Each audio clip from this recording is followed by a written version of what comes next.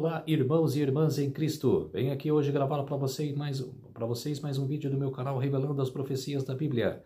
E no vídeo de hoje é a Escola Sabatina. A nova lição da Escola Sabatina, o livro de Êxodo. A lição de hoje é a número 1.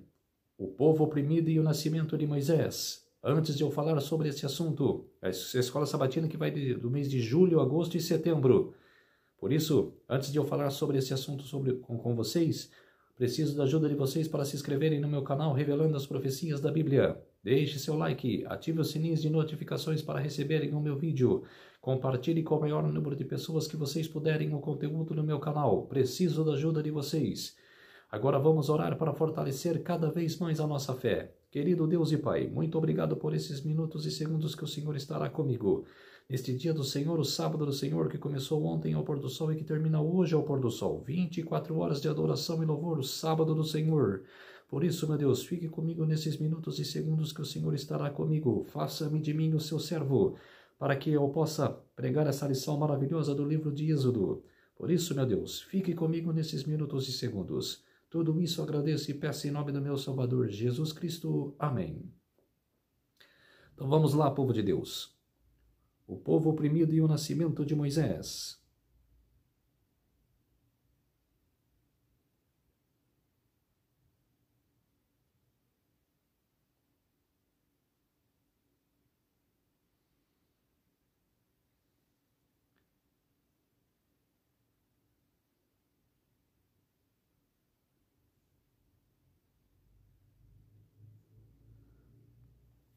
Os filhos de Faraó gemiam por causa de sua escravidão. Eles clamaram, o seu clamor chegou até Deus. Deus ouviu o gemido deles e lembrou-se de sua aliança com Abraão, com Isaque e com Jacó. E Deus viu que os filhos de Israel o atentou para a situação deles. Êxodo capítulo 2, versos 23 a 25.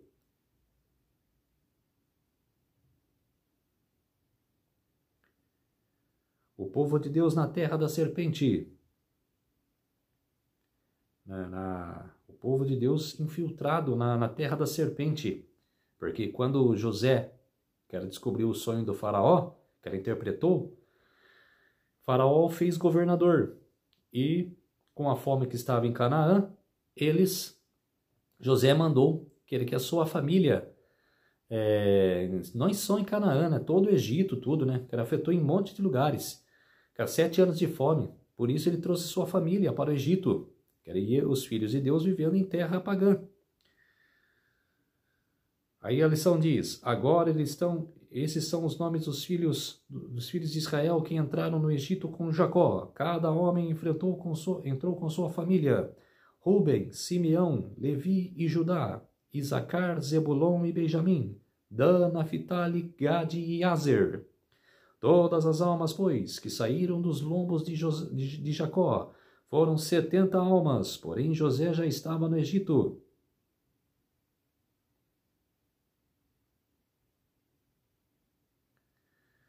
Desses 12 filhos de Jacó, cara, ele teve 4 mulheres, né?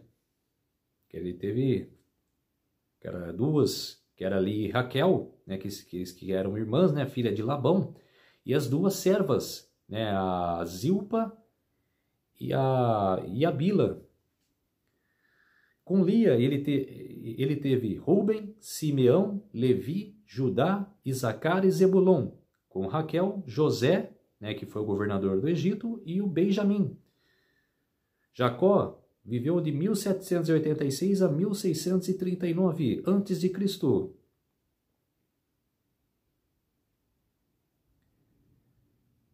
E com Bila e Zilpa, com Bila ele teve 2 filhos e com Zilpa também 2. Bila teve Naphtali, Dan e a Zilpa com Gade e Aser. Naquela época era costume, né? Era contra Deus, mas era o costume do povo, que era pegar servas para as donas, né? Que era falar para as servas ter relação com seus maridos para ter os filhos, porque ela mesmo não conseguia mais.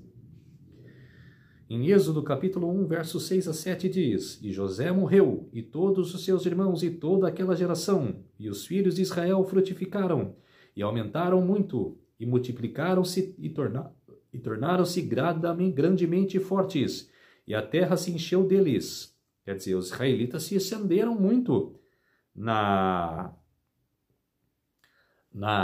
terra do Egito. Em Êxodo capítulo 1, versos 8 a 11 diz: Depois levantou-se um novo rei sobre o Egito, que não conhecerá José. E ele disse a seu povo: Eis que o povo de Israel é maior e mais poderoso do que nós. Vinde, atuemos sabiamente com eles, para que não se multipliquem e aconteça que, vindo uma guerra, eles se ajuntem com os nossos inimigos e lutem contra nós, e assim se retirem da terra.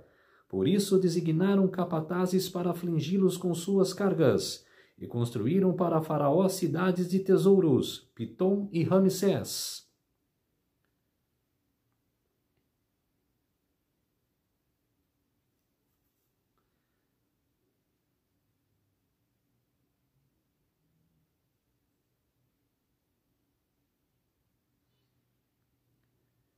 Teve era o Faraó, que era do Êxodo, né? Tutemeses III, ou Tutemoses III, viveu de 1504 a 1450 a.C., que era o Faraó, que era da época do Êxodo. A chegada da terra, dos israelitas ao Egito, 1656 a.C., e a saída do Egito, 1450 a.C., 400 anos. No livro Patriarcas e Profetas, na página 201 e 202, Ellen G. White diz sobre o cuidado imparador de José e a favor do rei que então governava. Eles tinham se espalhado rapidamente pelo país. Haviam, porém, a conservado como um povo distinto, nada tendo comum com os egípcios, nos costumes ou na religião. Em seu número crescente despertava agora os temores do rei e de seus súditos diante da potencial ameaça de, numa eventual guerra, os hebreus se unirem aos inimigos do Egito. Quer dizer, o faraó ficou com medo, né? Que o Egito tinha inimigos, e por isso que eles pensavam que os israelitas se prontariam, que juntassem com esses inimigos e atacassem o Egito. Os egípcios fizeram que os filhos de Israel servissem com rigor e tornaram a sua vida amarga com dura escravidão, com argamassa e tijolos, em todos os tipos de serviço no campo, em todo o seu serviço, e o que faziam servir era com rigor. E o rei do Egito falou às parteiras hebreias, das quais o nome de uma era Sifrá e o nome de outra era Puá, e ele disse: Quando fizerdes o trabalho de parteiras mulheres hebreias, e as virdes sobre os assentos, se for filho, havereis de matá-lo, mas se for filha, ela deverá viver. Mas as parteiras temiam a Deus, e não fizeram conforme o rei do Egito lhes ordenará, mas salvaram os meninos, deixando-os viver.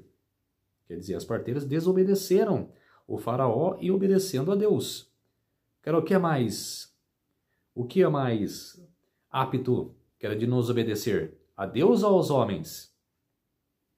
Claro que é a Deus. E o rei do Egito chamou as parteiras e lhe disse: Por que fizestes essas coisas, e salvastes os meninos, deixando-os viver? E as parteiras disseram a Faraó: Porque as mulheres hebreias não são como as mulheres egípcias, porque elas são vivazes e já deram à luz antes que as parteiras chegassem a elas. Por isso Deus agiu bem com as parteiras, e o povo se multiplicou e tornou-se muito forte. E aconteceu que, porque as parteiras temeram a Deus, ele lhes estabeleceu casas.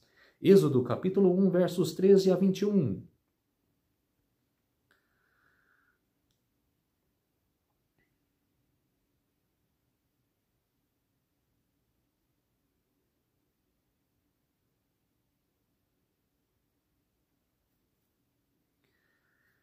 No livro Patriarcas e Profetas, na página 244, diz: A mãe conseguiu esconder a criança durante 3 meses. Então, achando que não mais a poderia conservar sem perigo, preparou uma pequena arca de junco tornando-a impermeável por meio de betume e piche. E pondo nela a criança, colocou-a entre os juncos à margem do rio. Quer dizer, Joquebede, né, que era a mãe de Moisés, ali se pôs ele num cesto, né, e andou pelo mar, né, correndo perigo, mas era como se com a proteção de Deus, porque ele era o libertador. Hatshepsut, que era a mãe, que era adotiva de Moisés, era a filha do faraó, que ela viveu entre 1503 a 1482 a.C. Os anjos encaminharam, no livro Patriarcas e Profetas, página 244, os anjos encaminharam a filha de Faraó para ali. Sua curiosidade foi provocada pela pequena cesta, e ao olhar para a linda criança que dentro estava, leu a história num relance. As lágrimas do bebê despertaram-lhe a compaixão, e suas simpatias se estenderam à mãe desconhecida que recarregava a tal meio para preservar a vida de seu precioso pequerrucho. Resolveu que ele deveria ser salvo, e ela o adotaria como seu. Quer dizer, ela aposou, né, sobre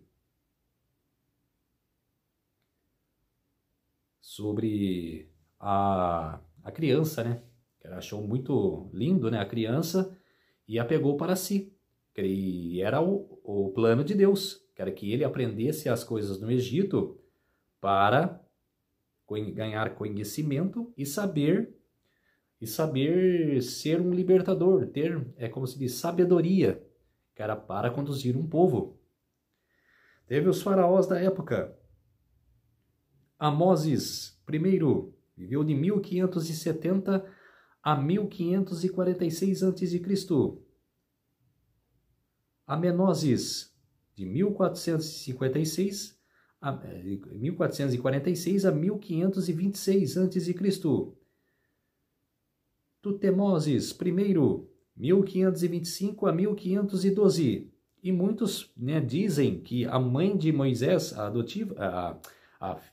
adotiva, né, filha do faraó, que ela também reinou no Egito. Mas isso eu não tenho muita certeza, mas é especulações. Hatshepsut, né, 1503 a 1482 a.C. No livro Patriarcas e Profetas, página 244 diz, na corte de Faraó, Moisés recebeu o mais elevado ensino civil e militar. O rei resolverá fazer de seu neto adotivo seu sucessor no trono. O jovem foi educado para a sua elevada posição, e Moisés foi instruído em toda a ciência dos egípcios, e era poderoso em suas palavras e obras. Atos, capítulo 7, verso 22. Sua habilidade como chefe militar tornou-o o favorito dos exércitos do Egito. O mesmo decreto que condenava as crianças hebreias à morte tinha sido encaminhado por Deus de modo a favorecer o ensino e educação do futuro chefe de seu povo. Quer dizer, tudo plano de Deus. Deus não erra em seus planos.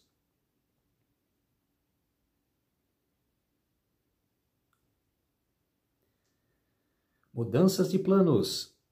No livro Fundamentos da Educação Cristã, página 268, Ellen G. White diz: ele matou um egípcio que afligia um dos seus irmãos. Com isso, ele manifestou o espírito daquele que foi homicida desde o princípio e demonstrou seu incompetente para representar o Deus da misericórdia, amor e ternura. Transformou sua primeira tentativa em um fracasso lamentável. Quer dizer, ele perdeu a cabeça na hora e estava vendo que seu irmão estava sendo chicoteado. Ele foi lá proteger o seu irmão e matou o capataz. No mesmo livro Fundamento da Educação Cristã, agora na outra página, 268, ele imaginou que devido ao seu erro, seu grande pecado de tirar a vida do cruel egípcio, Deus não permitiria que tivesse alguma parte na obra de livrar seu povo da terrível servidão. Mas o Senhor permitiu essas coisas para que pudesse lhe ensinar gentileza, bondade e longanimidade que todo aquele que trabalha para o mestre necessita possuir. Quer dizer, tem que ser inteligente, tem que ter sabedoria. Aí agora o faraó do Êxodo, né, que expulsou Moisés do Egito, né? E agora que era que Moisés ia tirar o povo do Egito. É o Tutemés III, ou Tutemoses III, 1504 a 1450 a.C.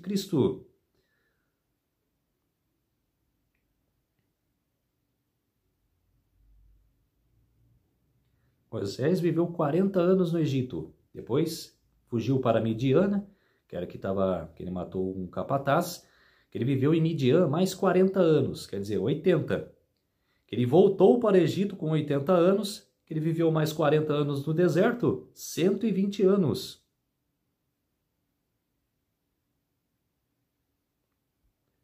Viveu 120 anos aqui na Terra.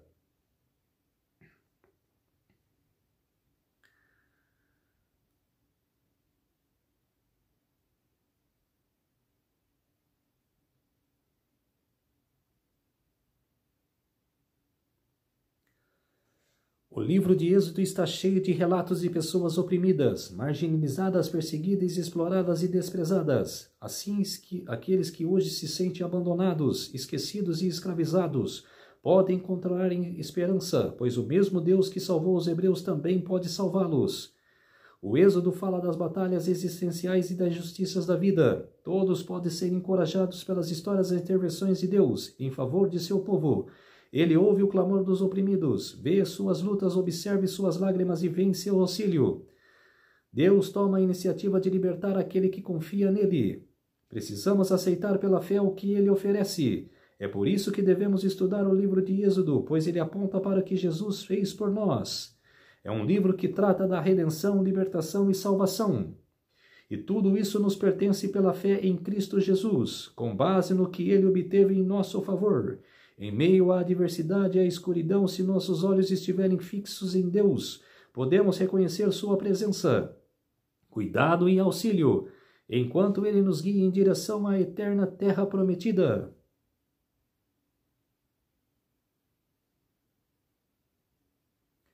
Lição de domingo, o povo de Deus no Egito. O livro de Êxodo é chamado em hebraico de Semot, que significa nomes, e esse título vem das primeiras palavras do livro. São esses nomes os filhos de Israel que entraram com Jacó no Egito. Êxodo capítulo 1, verso 1. Pergunta número 1. Êxodo capítulo 1, versos 1 a 7. Que verdade crucial é apresentada nesse texto? O livro de Êxodo começa com um lembrete da bênção de Deus.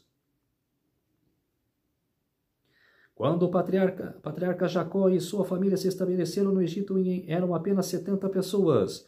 Mas os israelitas foram fecundos e aumentaram muito, se multiplicaram e se tornaram extremamente fortes, de maneira que a terra se encheu deles. Quando saíram do Egito, eles já eram cerca de 600 mil a pé, somente de homens, sem contar mulheres e crianças. Quer dizer, pensou 600 mil homens, sem contar mulheres e crianças, muito mais gente. Pergunta número 2, leia Êxodo, capítulo 1, versos 8 a 11. Qual era a condição dos israelitas na época do Êxodo? O texto bíblico descreve a história dos filhos de Israel no Egito de maneira bastante sombria. O livro do Êxodo começa com a escravidão imposta pelos egípcios e o trabalho opressivo que eles impuseram aos hebreus. O livro termina, no entanto, com a presença serena e reconfortante de Deus no tabernáculo, que estava no centro do acampamento israelita. Êxodo capítulo 40. E entre essas duas situações opostas é descrito o triunfo de Deus. Quando o Senhor libertou o seu povo da escravidão ao abrir o Mar Vermelho e derrotar o exército mais poderoso da terra, foi revelada a vitória espetacular de Deus sobre as forças do mal.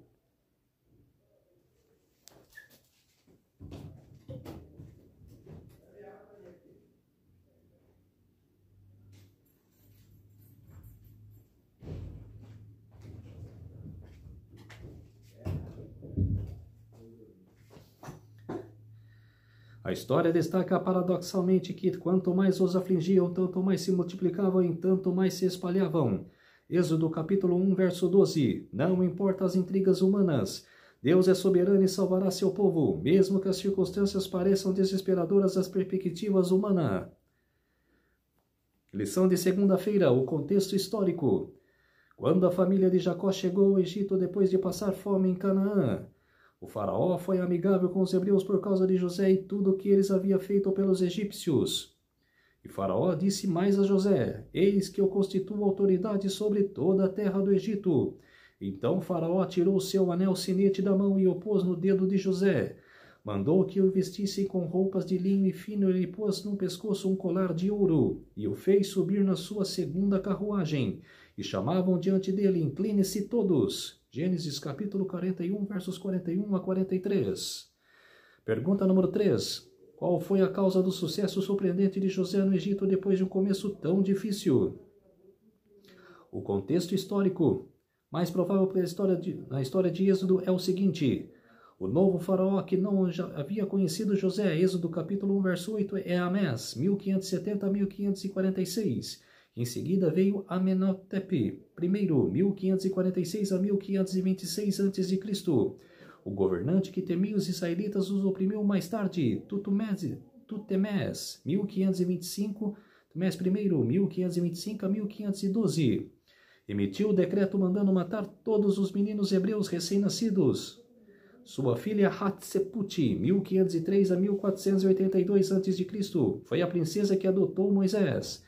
Faraó Tutmosis III, 1504 a 1450 a.C., que durante algum tempo governou junto com Hatshepsut, foi o faraó do Êxodo.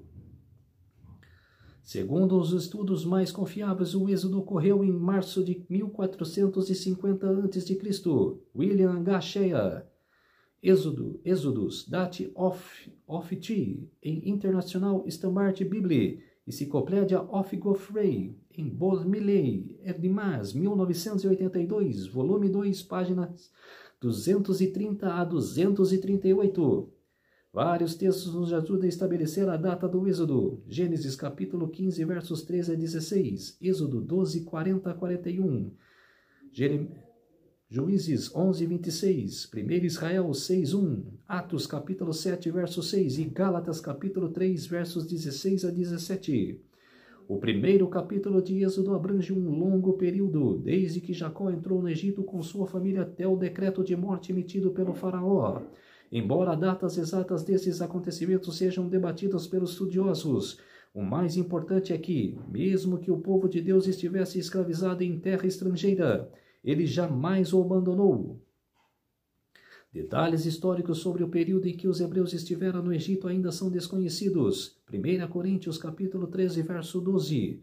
No entanto, a revelação do caráter de Deus resplandece nas páginas do livro de Êxodo, como ocorre em toda a Bíblia. Mesmo que alguma situação pareça desesperadora, Deus está sempre presente e podemos confiar nele. Terça-feira, as parteiras hebreias. Não podemos compreender o livro de Êxodo sem presupor a veracidade dos ensinos de Gênesis. Os israelitas se mudaram para o Egito e, após um período de prosperidade e paz, foram escravizados. No entanto, Deus não abandonou seu povo em meio às dificuldades. Mesmo que pudesse parecer assim, muitos hebreus estavam desesperados. Contudo, no momento de angústia, Deus veio para ajudar com sua mão poderosa. Ele encoraja seus servos: invoca-me no dia da angústia, e eu os livrarei e você me glorificará. Salmos capítulo 50, verso 15. Pergunta número 4. Leia Êxodo capítulo 1, versos 9 a 21. Qual foi o papel fundamental das parteiras fiéis e por que elas não são lembradas na história? Nenhum faraó é mencionado por nome no livro de Êxodo. Eles possuem apenas o título de faraó, que significa rei. Os egípcios acreditavam que o faraó era um deus na terra, o filho do deus Ra, e também identificado como os deuses Osíris e Horus. Ra era considerado a mais importante divindade egípcia, o próprio deus Sol. Apesar do seu suposto poder, esse deus não foi capaz de forçar as parteiras a ir contra suas convicções. Em contrastes com o faraó sem nome, as duas parteiras têm seus nomes mencionados, Sifra e Puá. Elas são atualmente estimadas porque temeram o Senhor. A ordem perversa do faraó não teve efeito sobre elas, porque respeitavam a Deus mais do que as ordens de um governante terreno. Atos capítulo 5, verso 29. Assim Deus os abençoou, dando-lhes famílias numerosas. Que testemunho poderoso de fidelidade! Essas mulheres, mesmo que tivessem pouco conhecimento teológico, sabiam que era certo e agiram corretamente. Quando o faraó viu que o seu plano havia falhado, ordenou aos egípcios que matassem todos os meninos hebreus recém-nascidos. Eles deviam jogá-los no rio Nilo, provavelmente como oferta a Hapi, o deus do Nilo, que também era um dos deuses da fertilidade. A propósito, esse é o primeiro registro histórico de judeus sendo mortos apenas por serem judeus. O propósito do decreto de morte era dominar os hebreus, aniquilar os descendentes do sexo masculino e assimilar as mulheres à nação egípcia. Com isso, seria encerrada a ameaça que o faraó acreditava que os hebreus representavam para a sua nação. Quarta-feira, o nascimento de Moisés. Leia Êxodo capítulo 2, versos 1 a 10. Qual foi o papel da providência e da proteção de Deus na história do nascimento de Moisés? O contexto histórico do nascimento e da vida de Moisés é emocionante, pois ele viveu durante o tempo da famosa 18ª dinastia egípcia. Um rei dessa dinastia, Tutmesis III, conhecido como Napoleão do Egito, é considerado um dos faraós mais importantes da história. Embora estivesse sob ameaça de morte, Moisés era um bebê bonito, em hebraico Tobi, literalmente bom. O termo hebraico indica mais do que a beleza externa, sendo usado, por exemplo, para descrever a obra de Deus durante a semana da criação, quando ele declarou que tudo era bom. Gênesis capítulo 1, verso 4, 10, 12, 18, 21 e 25, e até mesmo muito bom. Gênesis 1, 31. Como uma espécie de nova criação, essa criança boa se tornaria de acordo com o plano de Deus, o adulto que libertaria os hebreus da escravidão. Quando Moisés nasceu em condições tão difíceis, quem poderia imaginar no futuro que aguardava? Quer dizer, você pode nascer num lugar pobre, igual Jesus nasceu, mas seu plano está nas mãos de Deus. As pessoas podem imaginar, mas nasceu num lugar pobre, que ele se tornou rico hoje, querem sabedoria? Porque o plano de Deus era esse. No entanto, Deus cumpriria suas promessas a Abraão, Isaque e Jacó. O Senhor havia feito uma aliança com eles, que daria a seus descendentes a terra prometida. Décadas depois, ele usaria esse bebê para cumprir suas promessas. Até então, a princesa egípcia Hatshepsut adotou Moisés como seu filho. O nome dado a Moisés tem origem egípcia, significado filho de eu, nascido de conforme, refletindo os nomes de faraós, como Amés, filho de Aqui, e Tutmés, filho de Toti. Moisés, em hebraico, é Moses, que significa tirado ou puxado. Sua vida foi milagrosamente poupada quando foi tirado do rio. Sabemos pouco sobre a infância de Moisés. Após ser milagrosamente salvo e adotado por Hatshepsut, ele viveu os primeiros 12 anos com sua família hebreia. Moisés, então, recebeu a melhor educação egípcia, com o objetivo de prepará-lo para ser o próximo faraó. Êxodo 2, 7 a 9. Ellen G. White, Patriarcas e Profetas, páginas 203 e 204. É impressionante de que, no final das contas, grande parte dessa educação seria inútil ou até mesmo prejudicial para o que realmente importava, o conhecimento de Deus e de sua verdade. Quinta-feira, mudança de planos. Leia Êxodo capítulo 2, versos 11 a 25, que fatos ocorridos rapidamente mudaram toda a direção da vida de Moisés. Que lição podemos aprender dessa história? O que Moisés faria? Sucumbiria à atração do Egito e aos prazeres da corte, ou suportaria dificuldades com seu povo aflito? Os acontecimentos logo o forçaram a tomar uma decisão. Informado desse caso, o faraó quis matar Moisés. Porém, Moisés fugiu da presença de faraó e foi morar na terra de Midian. Chegando lá, sentou-se junto a um poço. Êxodo 2:15. Após o assassinato, Moisés não teve escolha, pelo menos no que diz a respeito a permanecer no Egito. Assim, quaisquer que fossem os planos para que ele ocupasse o trono do Egito e se tornasse um deus, esses planos foram rapidamente destruídos. Em vez de se tornar um falso deus, Moisés serviria ao único Deus verdadeiro. Sem dúvida, na época em que fugiu, Moisés não tinha ideia do que o futuro reservava para ele. Em pouco tempo, os egípcios ficaram sabendo do caso, e a notícia logo chegou com bastante exagero aos ouvidos do faraó. Disseram ao rei que esse ato significava muito mais, que Moisés planejava liderar o seu povo contra os egípcios, derrubar o governo e assentar-se no trono. Disseram também que não poderiam haver segurança para o reino enquanto Moisés estivesse vivo. O rei determinou que ele deveria morrer imediatamente. Mas Moisés, percebendo o perigo que corria, fugiu para a Arábia. Ellen G. White, Patriarcas e Profetas, página 206. Moisés viveu 120 anos, Deuteronômio capítulo 34, verso 7, e sua vida pode ser dividida em 3 períodos de 40 anos cada. Os primeiros 40 anos foram passados no Egito, muitos deles no Palácio do Real. O segundo período de 40 anos foi vivido na casa de Jetro, em Midian. São os últimos 40 anos, no entanto, que ocupam a maior parte dos primeiros 5 livros da Bíblia. E o estudo desse trimestre, esse período inclui a história do chamado inicial de Israel para testemunhar ao mundo que estava mergulhado na idolatria, revelando a natureza e o caráter do verdadeiro Deus.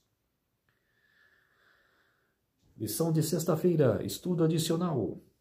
O texto bíblico afirma que as parteiras, porém, temeram a Deus e não fizeram o que o rei do Egito lhes havia ordenado. Pelo contrário, deixaram viver os meninos.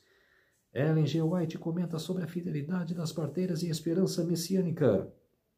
Foram dadas ordens às parteiras cujo trabalho permitia o cumprimento deste mandado, para que destruíssem as crianças hebreias do sexo masculino assim que nascessem. Satanás foi investigador disso.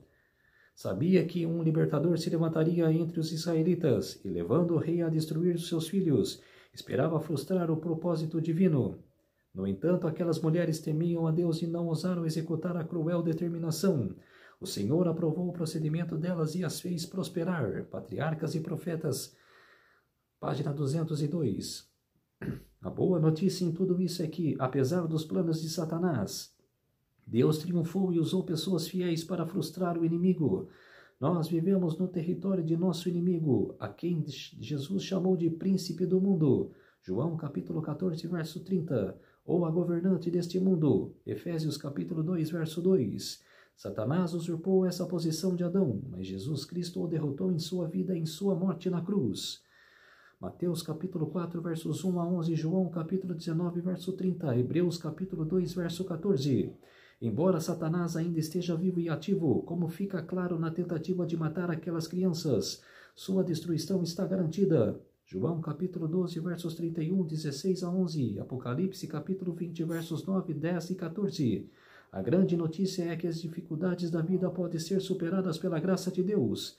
Filipenses capítulo 4, verso 13. Essa graça é a nossa única esperança. Então, povo de Deus, essa foi a primeira lição da Escola Sabatina, da nova lição da Escola Sabatina, livro de Êxodo. Então, vamos orar para fortalecer a nossa fé. Querido Deus e Pai, muito obrigado por esses minutos e segundos que o Senhor esteve comigo. Fez de mim o seu servo para apresentar essa nova lição, essa lição maravilhosa da Escola Sabatina para as pessoas, nações e línguas, meu Deus. Por isso, tudo isso agradeço e peço em nome do meu Salvador Jesus Cristo. Amém. Então, povo de Deus, se inscrevam no meu canal Revelando as Profecias da Bíblia, deixe seu like, ative os sininhos de notificações para receberem o meu vídeo e compartilhe com o maior número de pessoas que vocês puderem o conteúdo do meu canal. Preciso da ajuda de vocês. Um feliz sábado a todos e até o próximo vídeo. Tchau!